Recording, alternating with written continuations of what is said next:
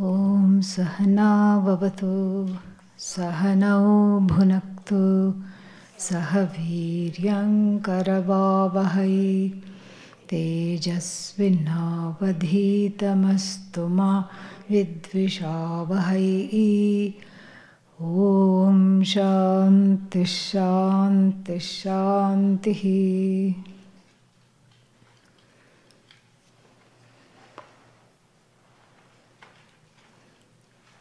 We saw, among other things, the fallacy of the happiness derived from the Jagat. Fallacies include it being ephemeral, like the dewdrops, they dry up, the happiness dries up as soon as the sun is, just like the dewdrops dry up, the happiness also dries up. Anityatvam, atriptikaratvam, it is not giving tripti. Tripti means contentment. The contentment of the sukha derived from the Jagat is what? Short-lived. If it was total, then I wouldn't be searching for something else. The fact that one continues to search after getting one sukha, wants another sukha, yet one more sukha, yet one more sukha, means something. Means that it doesn't offer contentment. What is the contentment that is needed? It should be such that I say, triptoham. Like it's just like a person after a meal. The person says, triptoham. Until when? Next meal. Until the next meal. Any sukha milked from the cow called the Jagat is exactly like that. Then finally, we can keep on going about the fallacies. I'm just bunching them into 2, 3. That's all. Finally, we also saw dukkha mishritatvam. All happiness gained from the Jagat is mixed up with sorrow. Naturally mixed up with sorrow. The milk culled from the Jagat cow turns very quickly, curdles. Yeah. You wanted milk, but you get paneer, sour. It turns sour very, very, very quickly. Why? Because that's how it is. There is that it is always inhibited.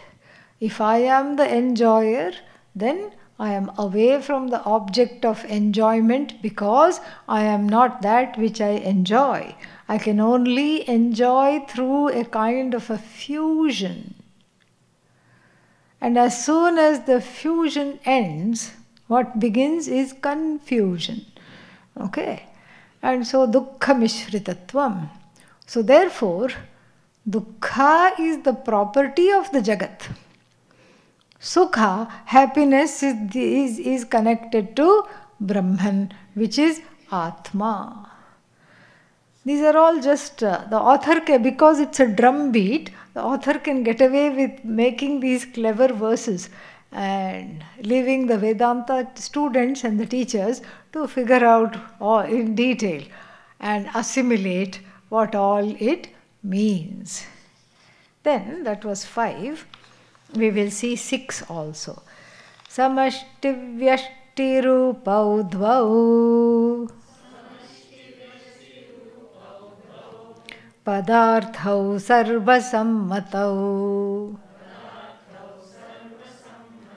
samashtirishvaro vyashtihi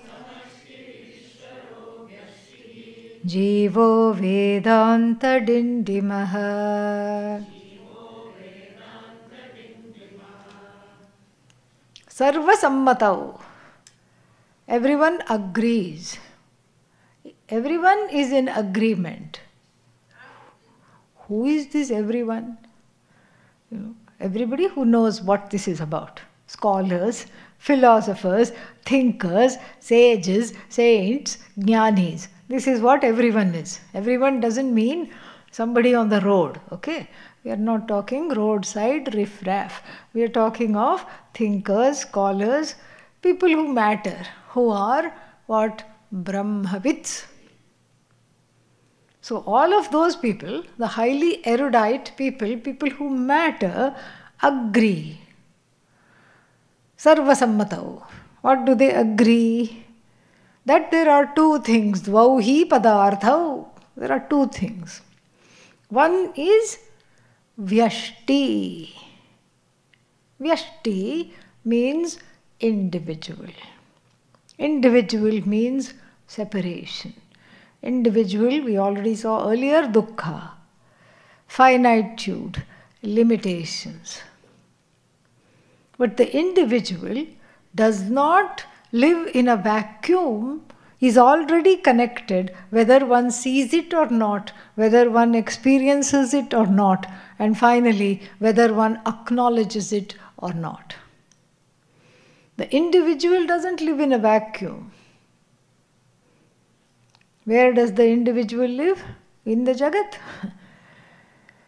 And the Jagat is a complex set of things, laws, relationships, connection.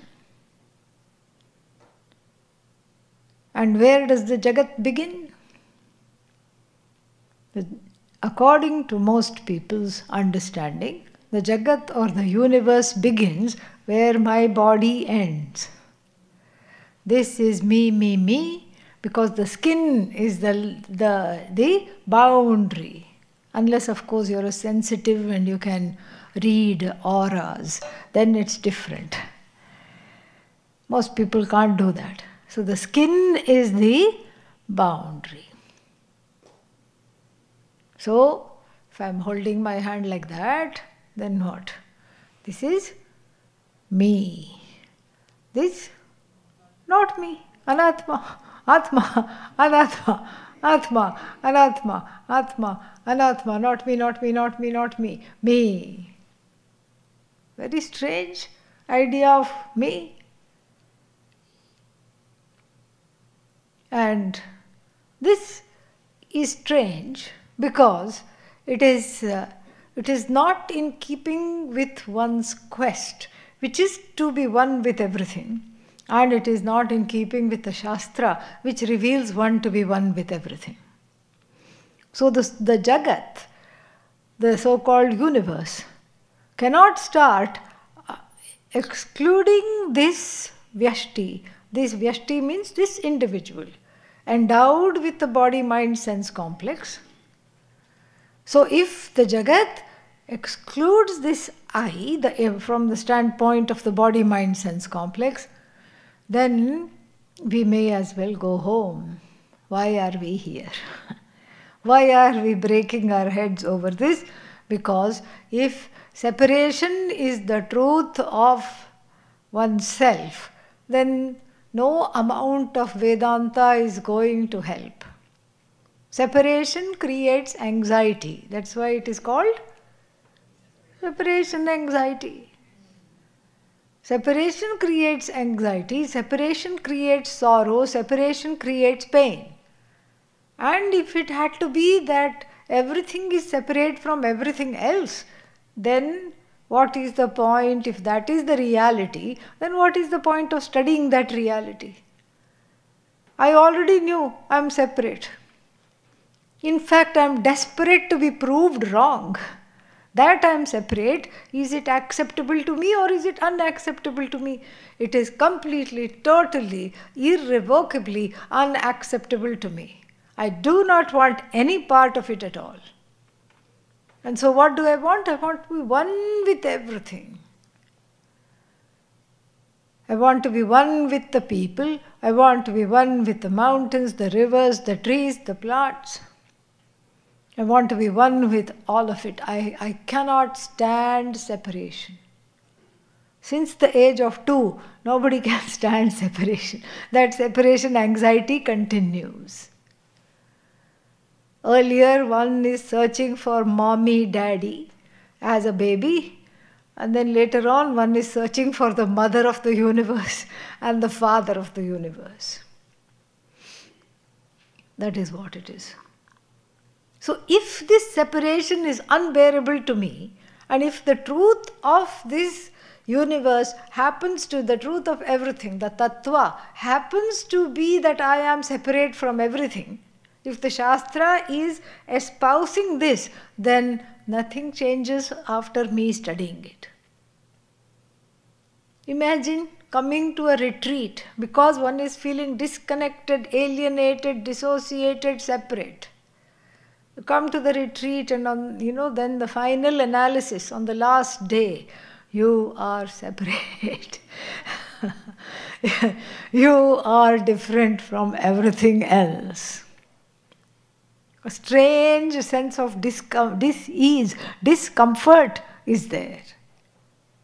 Because why come to the retreat? This is already our capital. Along with Ajnanam, separation and Ajnanam are greatest of friends. They can never be separated. And so, along with Ajnanam, I already have come to this conclusion that I am separate from everything else. Everything else is separate from me. And so, what's the point? What's the use? So therefore, this body-mind-sense complex entity, the endowed entity called Aham, cannot end at the skin level. That knowledge at best is skin deep, surface level understanding. So, that which is called the individual is included in the Jagat. The Jagat does not start after what I consider I, wherever the skin pervades, ends. The Jagat starts with my body. Really? Yes, really? What is this body made up of? 5 elements. We can see that. First comes space. We go from the subtlest to the grossest. What is the subtlest element? Space. Immediately, as soon as I say space, we can discern space in the head. I feel spaced out. See? Space. Space in the stomach. Space between the joints. That's why when you suddenly get up, tuck, tuck, tuck, tuck, all the bones, they pop in space. If there was no space, no crick, crack, pop, you would not be sounding like a box of cereal. And so, this is the space. Water, so much, 3/4 of the body fluid. Fire, just put a thermometer in your mouth. Oh, but I don't have fever. Doesn't matter. There is some temperature. When it comes out, it doesn't read 0 degrees. What does it say? 98.6. That is fire. Agni Devata. That's why he is called Jata Vedaha. Jate Jate Vidyate. The one that is evident even at birth. The midwife, doula, or the doctor, as soon as the birth takes place, touches the baby. Is Agni Bhagavan there? Yes, it's a live birth. Wonderful. That is fire. Everywhere. Air, lungs, we can see that directly. We can experience that. Bones, earth. Just like the earth has minerals, the bones also have minerals. So how can I exclude this from the Jagat, which is also made up of the 5 elements? Jagat is called, that is Panchabhuta, made up of Panchabhuta. And the body is bhautika, made up of the bhutas. Bhutebhyaha jatam bhautikam. This is what the body is. The mind is made up of subtle elements, senses, mind, etc. Subtle elements. And so, whatever I can objectify regarding the body-mind-sense complex is connected to the whole universe, is part of the whole universe. This is the individual. Even though we say vyashti from the standpoint of a particular body-sense-mind complex, but this vyashti is not outside of samashti. Samashti, total. The vyashti, the individual, is subject to the laws of the total. Vyashti cannot just go off and rebel and say, okay, here I walk off, here I go. What are you going to do? I'm going to set up my own nation with my own laws. Good luck, that's all. Bhagavan will not say anything. Okay, go do that. Let's see how that works out for you. And then, vapas aa gaya. The person comes back. What happened? Well, I'd rather not talk about it. This is what it is. Nothing happened. So this vyashti, the individual endowed with the body-mind-sense complex, who is living in the jagat, is subject to the laws of the jagat. And the laws of the jagat, from the standpoint of the jagat, from which the laws are non-separate, we call it Bhagavan, Bhagavati, Ishvara, Ishvari, Shakti, Shiva, whatever name you want to call it. That is what it is. It is so beautiful, and there is no doubt in this at all. Because whatever laws the five elements are subject to, same thing this body is subject to. The jagat is finite, this body is finite.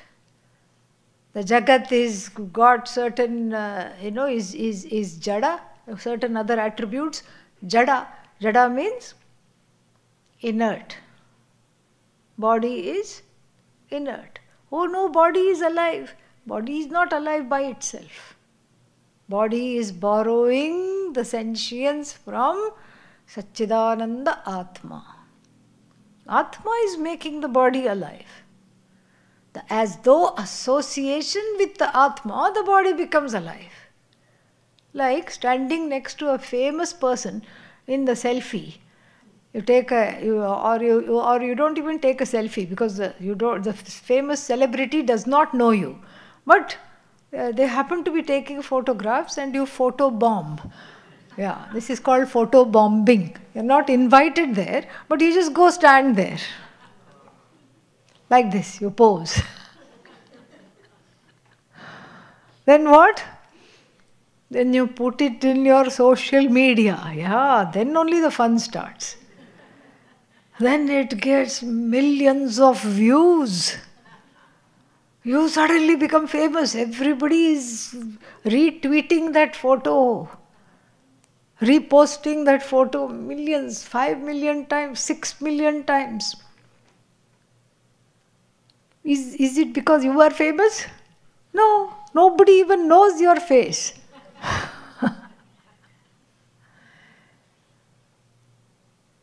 Your fame is what? Borrowed from photo bombing and standing next to the celebrity. It's a borrowed fame. Similarly, this body also shines with borrowed sentience from the Atma, just like that photo.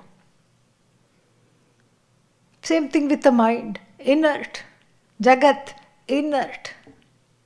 As we'll see as we saw yesterday in the Gita class, apara, inert, jada. Whereas I, who is conscious of the fact that the body is inert, what am I? What's the opposite of inert? Earth. Sentient. English doesn't make sense at all. Yeah. Totally arbitrary. Inert should be earth, correct? Yeah. But it is not. Sentient. So, completely viparita dharma, completely different dharmas. Jada, Chetana. Inert, sentient. Savikara, full of modifications. Sixfold modifications. What? What is full of sixfold modifications? Satchidananda, correct? Sat, Chit, Ananda, already 3 modifications. I just have to make up 3 more. No. What is full of modifications? Body-mind complex. Jagat is full of modifications, and whereas that which makes the Jagat, free of modification, nirvikara. Jagat, full of gunas, attributes, sattva, rajas, tamas, and the one that is called samashti, the total, the one in charge of the Jagat, that whose presence makes the Jagat come alive, become interesting. What is that? Nirguna, essentially formless. This is the difference between the Jagat and Ishvara. And it's all a one-way street. Jagat is Ishvara, but Ishvara is not the Jagat. Yes, why should I do all the work? So, Ishvara is not the Jagat. Jagat is Ishvara, but Ishvara ain't the Jagat. Not at all. And so, here, the 2 things that are divided, Vyashti, the individual, Samashti, the total.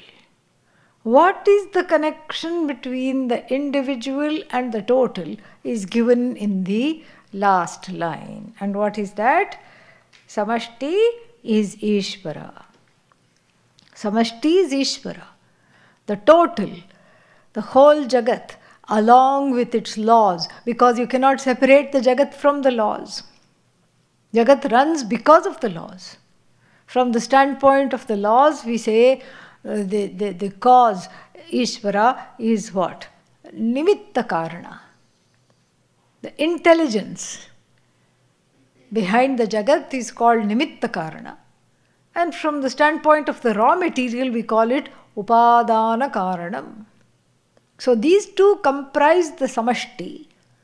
And the Samashti is called Ishvara, the one who is manifest in the form of the Jagat without actually becoming the universe, and the one who also, whose intelligence runs the complex web of relationships in the Jagat. This is Samashti. Samashti is Bhagavan. Samashti is synonymous with Bhagavan. Same word, same meaning. And then what is Vyashti? Jiva, alone, away, individual. But who is this Jiva? Ishvara. First step included in Ishvara, second step nothing but Ishvara. These are the cognitive steps we have to take. And this is the drumbeat of Vedanta. You see how quickly it has progressed. Here we were talking of Atma and Anatma and then leaped to Ishvara. In the tradition, Ishvara is not a guy in the sky. And it is not an individual. It is not an entity sitting in a temple, mosque, church, altar, somewhere. It is that which is seen in the form of the laws of the universe, palpable as the laws of the universe, which is connected to me. We have a very sophisticated understanding of God in the tradition. From 3 standpoints it is explained. One is from the standpoint of Adhyatmika, centered on me, Atmanam adhikritya tishtati Adhyatmikam. That which is centered on the I. Like, for example, breathing. My own breathing. It's centered on I. Who is breathing? I. My lungs fill up with air. Adhyatmika. And what is that? What is that air? Prana. Ishvara. Prana means that which is which keeps this body alive through the breath, through oxygenation and other functions. Then we take Adhibhautika, the air around me. What is that? Ishvara. From the standpoint of Bhutanam adhikritya tishtati, centered on the elements, centered on the surroundings. Same air. When I exhale, what happens? This Ishvara called Prana joins that Ishvara called Vayu. Namaste Vayu Tvameva Pratyaksham Brahmasi. Therefore I can pray. Namaste to you, Vayu. Why am I saying Namaste to you? You are the only palpable, the Ishvara that can be sensed by me. A manifestation of Ishvara that can be sensed by me. That's who you are. Namaste Vayu. And then I take a deep breath. What happens? Breathing in Ishvara. And then that Ishvara has a new name. Prana. Adhyatmikam. Centered on me. Very interesting. What am I breathing in? Ishvara. Who is breathing? Ishvara. That's already there is a oneness. Even in this understanding, in this experiential understanding, there is this oneness. People say, oh, Vedanta doesn't talk about experience. In fact, we are sick of talking about experience. That much experience we talk about. Waker, dreamer, sleeper. That is your experience, not the neighbor's. Okay? It's your own experience. We're talking about your experience. This too, the breathing is your own experience. And then finally, there is a hidden law. Between what? Adhibhautikam, Ishvara surrounding me, centered on the bhutas, and Adhyatmika, the Ishvara centered on this body-mind-sense complex. There is a connection. The air is not swatantra. Swatantra means independent, has a mind of its own. I think I will go into this pair of nostrils and not that one. It's not going to say that. And once having gone there, it doesn't say, why should I come out? What has this idiot accomplished in the 50 years of his life? Nothing. Let me just stay there. No. It comes out when it's supposed to. It goes in when it's supposed to. And then it doesn't come back out when it doesn't go back in when it is not supposed to. That means there is a boss. There is a law that connects Adhibhautika, the surroundings, with Adhyatmika, that which is centered on me. And what is that? That's called Adhidaivika, centered on forces beyond my control. And that's where we see that the air will not come out or will not engage in the pair of lungs where there is a stay order. No. Why? Well, they have to go through some karma. They have to go through some oxygen deprivation and then be brought back. Clear. Charge, clear, and you have to shock the person, and then they start breathing again, then the heart starts beating again. Some karma was there. They have to undergo shock, pun intended. And sometimes it doesn't go at all. The air withdraws, Vayu withdraws, Prana withdraws, all of them withdraw. Udana Vayu calls the shots, says, okay boys, Prana, Apana, Vyana, Samana, come on boys, let's go. Boys means they're all masculine, grammatically speaking, that's why. Let's go. And then what do we get? A dead body. That's what we get. Who is making all these decisions? Again, not a guy in the sky. One's own karma is intricately woven in this whole Ishvara as Adhyatmika, Adhibhautika, Adhidaivika. This intricately woven web of all kinds of orders. Physiological order, anatomical order, physical order, psychological order. That if there is a certain background, there will be these issues. Mother issues, father issues.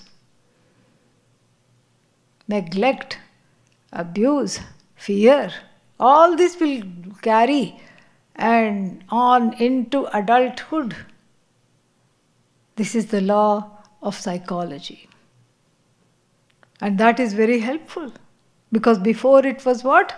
My pain, my sorrow, my issue. And then you see it in the light of the total. Then it becomes a law. Given this kind of an upbringing, these things will be the issues. Then it's no longer, I am not targeted, I can relax. I can work with these issues. I can overcome them. Because why? I have been endowed with a free will. So everything is Ishvara. The air I breathe, Ishvara. Once it goes into the lungs, the prana, Ishvara. The law that connects the air to the prana, also what? Ishvara. It's just amazing. This is Samashti. This is Samashti. Called Samashti, total. The total inheres the individual. The total can never ever be away from the individual. And in the culture, these kinds of names and these kinds of prayers make this abundantly clear. Absolutely and abundantly clear, so that at no point in time I am away from the whole. Every ritual is like that. It connects you to everything. And it reiterates and demonstrates that connection. And so, Samashti and then Vyashti. What is the difference between Jiva and Ishvara? Nothing other than the Jiva's ignorance. That is the separating factor. When the Vyashti, which is the Jiva, thinks, I'm all alone, nobody loves me, nobody is paying attention to me, nobody is saving me. Remember Pujya Swamiji's prayer. What was his prayer? Oh God, please save me from all saviors. That should be our prayer. That is our prayer. When does a person need a savior? Tell me. When one is feeling bound, feeling helpless. What does the tradition say? What does the Shastra say? You are never helpless, you are never bound. The feeling of bondage is a notion. Feeling of samsara is a notion. There is no ocean of samsara, there is only notion of samsara. So therefore, the tradition says you are already saved. You were never enslaved in order to be saved. You don't need to be saved. And so the Jiva is included in Ishvara. This is a very, very comforting thought. And this is what verse number 6 tells us. Moving on to 7. As you can see, these are all individual beats. There is not necessarily all the time a connection between them. Jnana padarthau dvau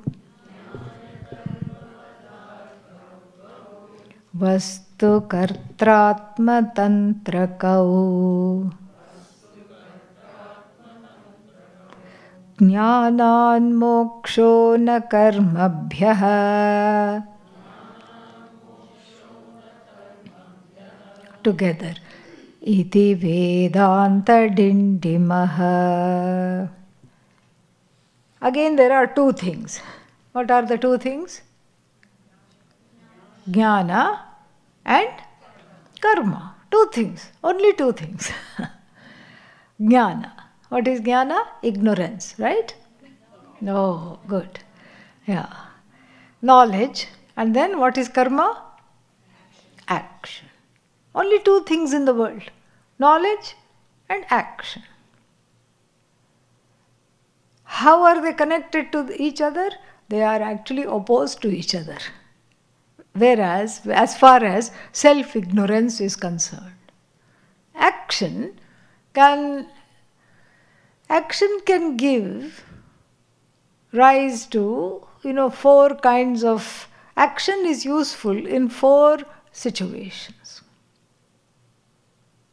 Action cannot give rise to knowledge. Action is useful when something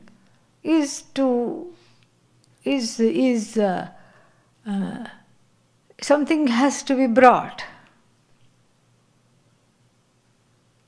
It is far away from you. Bring me that computer from the other room. Apyam, to be reached, to be gained. Karma is useful. Action is useful when you want to make something. Janyam, you create something. Action is useful when you want to clean something.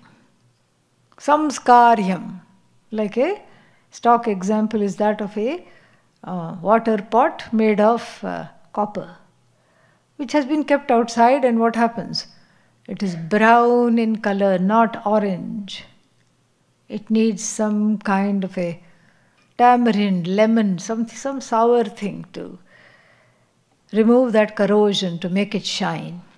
Samskaryam, cleaning action. That's a very useful action. Vikaryam, modifying action. And the stock example is making what? Yogurt. Making the curd.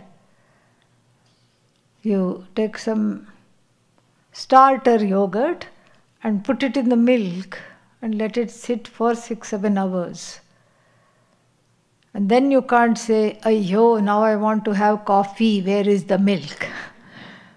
Milk will not appear. Why? It has become yogurt, vikaryam. This is the scope of what all actions can do. Which action are you going to choose for the Atma? I have to reach the Atma. Well, reacher is Atma. Reached is non-separate from Atma. Sojourner, Atma. Destination, Atma. So that doesn't work. Bye-bye karma. Bye-bye karma, that is called reaching karma. Then what about some kind of a creating karma? Putting things together. Atma, and what will I put it together with? Only Anatma. We already saw that, only two things. How can Atma and Anatma become friends? How can they be put together? One is Anatma is dependent upon what? Atma. It's like you becoming friends with your shadow. Me and my shadow, we are inseparable. If somebody says, you will just back off slowly. Yes, wonderful.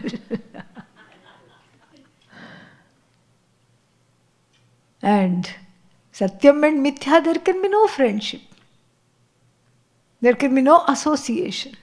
Because Mithya is already as though associated with Satyam. Shadow is as though connected to you because you are the one casting the shadow. Similarly, Atma is the one projecting this whole universe in the form of Samashti, Ishvara. And so therefore what? It cannot become the universe. Cannot become one with the universe in that sense. Okay, maybe we'll clean the Atma. Who is the cleaner? Atma. What is the cleaning agent? Atma. Already it is shining. What are you going to do? How much you want to clean? That which never gets dirty, Atma. Self-shining, never getting dirty, is that which is called Atma. Then finally, Atma yogurt. Nowadays you are getting all kinds of things. Soya gurt. I saw somewhere. Soya yogurt. Very unlike things. And then cashew yogurt. Made of cashew milk. Almond yogurt. Coconut yogurt. And I even saw hemp yogurt. Tasted like a gunny bag. Yeah. Like a sack. Very strange taste. Somebody gave it to me to taste. I said I tried to be diplomatic because they were big fans of this hemp yogurt. And they came very happy. They said, "How does it taste, Swaminiji? Please tell how it tastes, how it tastes."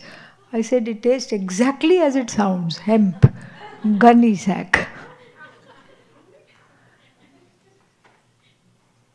Already so many yogurts are there. One more, Atma yogurt. And again, what are you going to mix? Is Atma the starter or started upon? What are you going to mix? There is no second thing to mix. Atma is already there. It is not something needing to be manufactured. It's not something that is born of two things miraculously being put together. Absolutely not. So therefore, we should just tell karma bye-bye. Karma cannot help me reach Atmajnanam. Oh, thank you for letting me know. I think I won't get out of bed after lunch. Because what's the use? Karma will not help me reach Atmajnanam. Why spend any time? Why spend any calories? Why do any work? Karma has, first you bash up the karma, send it out and ask it to come in through the back door. It's not the master of Atmajnanam. It can come as a domestic help, an indirect help. It is indirectly useful. Actions are indirectly useful in preparing the heart to receive the knowledge. What kind of actions? Seva actions, purificatory actions, prayaschitta actions, atonement actions, reaching out actions, helping others actions. In fact, that must be followed. Every single hour of every single day, if one is serious about Vedanta. When one starts to be aware of the surroundings, one stops becoming a navel gazer, solipsistic, all the time worried. Am I having fever? Oh, I think I have a slight fever. Let me check my pulse. I suddenly don't feel well. I think it's just, too much. I think I just need to get something. What else do I need? Yeah, I think I need some rest, and I think I need some good food, and I think I need to just relax. Once in a while, yes, if one is sick, please do that. One needs to do that. One needs to be aware, yes, I'm sick, I need to rest. Even if there is no demonstrable proof, maybe there is no fever, maybe there is nothing, but one needs the rest. Okay, rest. The body needs rest. You are the one who is the managing trustee of the body. Give it the rest that it needs. But all the time being very solipsistic, so much hyper aware of oneself and not at all about anybody else in the vicinity.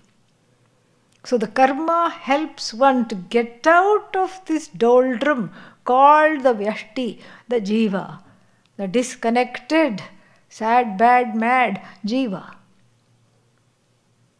Getting out of this jivatvam is useful, and for that karma is a rope that brings the person out of the well of sorrow, the well of disconnect, the well of separation and discontentment. I look around and naturally I see somebody needing something. I fill that up. I do it naturally. There is a joy. Oh, that person smiled. They really needed this, and I was able to give it to them. How nice. Not only that person was happy, I become happy. And what happened to the big boatload of miseries that I was carrying on my head? That boat capsized. It went, glub, glub, glub, went and became one with the ocean. It's gone. After a while you see that the more one reaches out, the more one is present, the more the fog of confusion, fear, sorrow, pain, all that dissipates. It's just a natural way. And this kind of karma, of reaching out actions, of living for more than oneself, of helping, is called karma yoga, especially if it has the presence of Bhagavan in it. When there is the presence of Bhagavan in it, then only it becomes karma yoga. I do this, how? I do this as an act of prayer. You see somebody needing something, you don't go, yeah, you're always wanting something, take. That's not an act of prayer. If you want to help, you help willingly. That's an act of prayer. You help mindfully, willingly. You come out of this vyashti well, a well of loneliness, a well of sorrow in which one feels entrapped. Karma is very helpful as yoga, as a committed lifestyle to preparing the heart for knowledge. But it can never, ever, ever, ever, ever replace the knowledge, replace coming to the Shastra, listening to the Shastra, immersing in the teaching and letting go of wrong notions. That's because ajnanam can only be dissipated by jnanam. Just like if there is a thorn in the foot, what do you reach out for? Not a band-aid. That will make it worse. It may even infect. What do you need? A pin or another thorn. This is exactly how it is. So, Atma-jnanam is 9/10 removal of wrong impressions, wrong notions, misapprehensions about the I. That I am a wanting, needing person, dissatisfied, unfulfilled when? All the time. Fixated on wanting to have my needs met all the time. This is a wrong conclusion. And the more I keep doing yajna for this conclusion, putting the ghee and keeping on increasing the fire, the more it will become a conflagration that will even swallow me up. Therefore, action in the form of prayer to Bhagavan helps break this cycle. But action cannot produce knowledge. Nothing, even knowledge cannot produce knowledge, because this is not something to be produced. This is something to be uncovered. And what is the covering? Raga, dvesha, strong preferences, strong prejudices, strong notions, wrong ideas. All this is the so-called covering. Satchidananda is as though eclipsed, like Rahu catching hold of the sun. Rahu grasta divakarendu sadrisho maya samachhadanat sanmatra karanopasamharanato yo bhut sushuptah puman pragasvapsamiti prabodha samaye yah pratyabhijñāyate tasmai shri guru murtaye namaidam shri dakshinamurtaye. The hymn to Lord Dakshinamurti talks of this Maya in the form of Atma Ajnanam, self-ignorance, casting a shadow over the knowledge. Ajnanena avritam jnanam tena muhyati jantavaha. People are flummoxed and deluded by this so-called shadow. One believes in the shadow to be true. And therefore, if you believe in the shadow, what happens? That becomes the reality. And so, therefore, the Dakshinamurti shloka says that is an as though covering. And what is Atmajnanam? An experience like waking up from a deep sleep, or even a terrible nightmare, samsara. In the nightmare, you feel like you're, going into the jaws of a big shark. Then what happens? You wake up, thank God. Where did the shark go? Gone. Not there. And everything that supported the shark, the water, the seaweed, everything, all that is gone. Samulam, the root cause, which is Atma Ajnanam, along with all the wrong knowledge, the misapprehension of the eye, all goes. Karma can bring you to the brink of knowledge.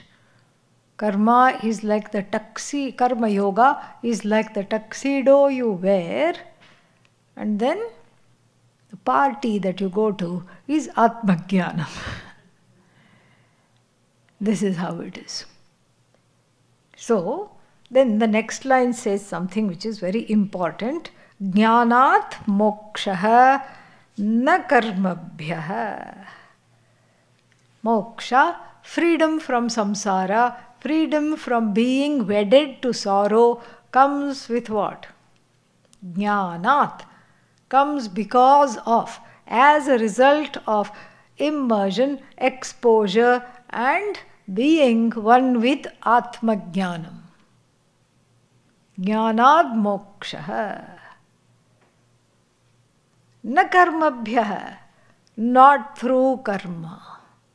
Iti Vedanta Dindimaha. This is an important drumbeat, very important drumbeat.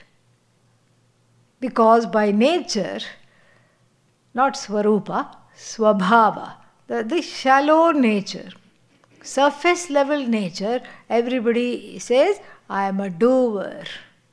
And sometimes they say it proudly. You know me, I am a doer. They think it's a very good thing. Doer means addicted to doing. From doer, one has to be a beer, learning how to just be. Because the doing is going to give results of action that one does not like, really speaking. And so to correct those results of action, what is needed? More doing, more results of action, more doing to correct those results of action, and then one is just left like that, in a nice infinite circle. The loop keeps on looping round and round and round and round. And that is why it says, na karmabhyaha mokshaha syat. This is the Vedanta Dindima. And then, next one, 5, 6, 7, let's do this one. Let's do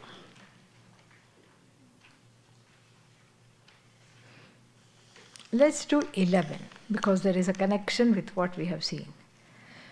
Yogino bhogino vapi tyagino ragino picha jnanan moksho na sandeha iti Vedanta Dindimaha.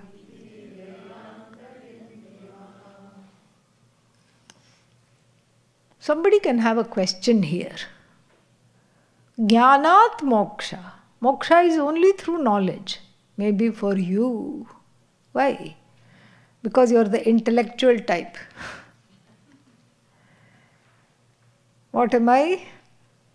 I am the active type, extroverted type. And somebody else says, I am the yoga type. Is that a type? I suppose so. I am the yoga type, I am the extroverted type. You are the intellectual type. So this jnanam, jnanam, jnanam, always harping on jnanam till the cows come home, that works for you.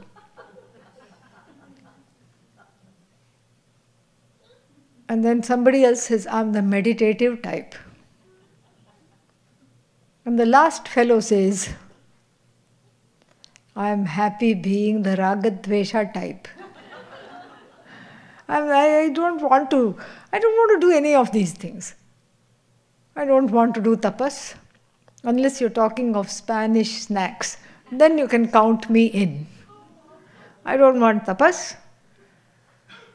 I don't want yoga. I want only what? Bhoga. I'm the bhogi type. One says, I'm the yogi type. Another says, I'm the tapasvi type. Third one says. Fourth one says, I'm the karma type. What does Vedanta say? All of you are not types. You are a big typo.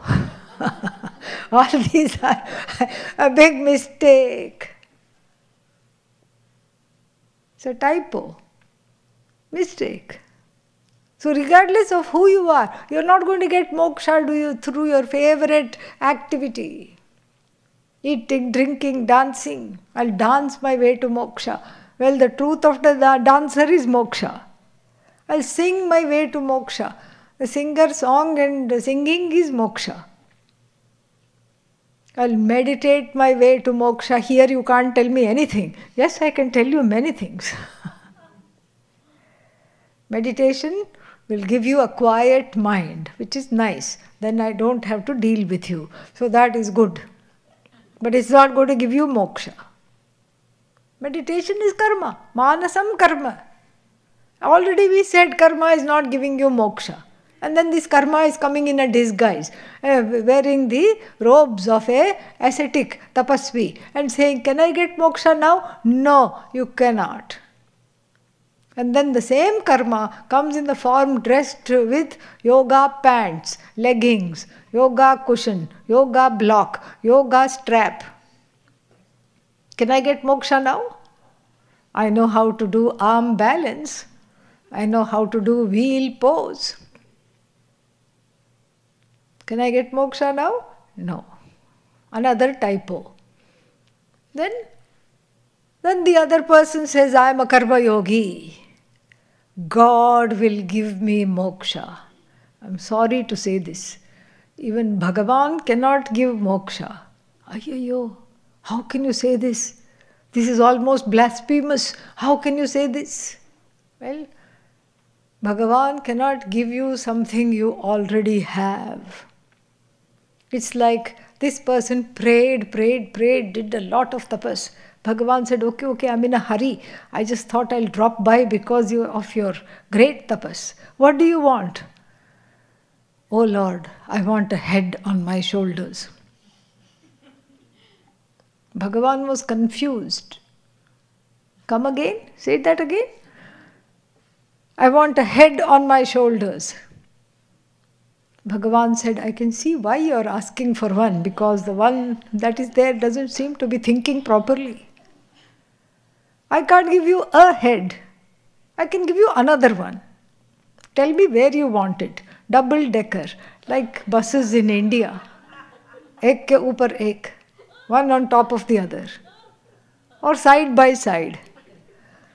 You can quit your day job. People will give you money just to look at you. Or what? Front and back. You can have fun confusing your friends. They don't know whether you are coming or going.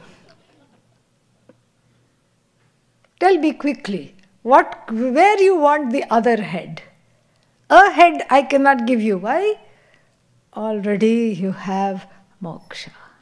Therefore, it has to be discovered, and therefore it has to be understood. Therefore, it has to be assimilated and owned up through self-knowledge that does not give moksha, that dissipates everything that is in the way of knowing I am the whole. More we'll see next time. Om Purnamadav Purnamidam Purnat Purnamudachyate Purnasya Purnamadhaya Purnamevavashishyate. Om Shanti Shanti Shanti. Harihi Om Shri Gurubhyo Namaha. Harihi Om.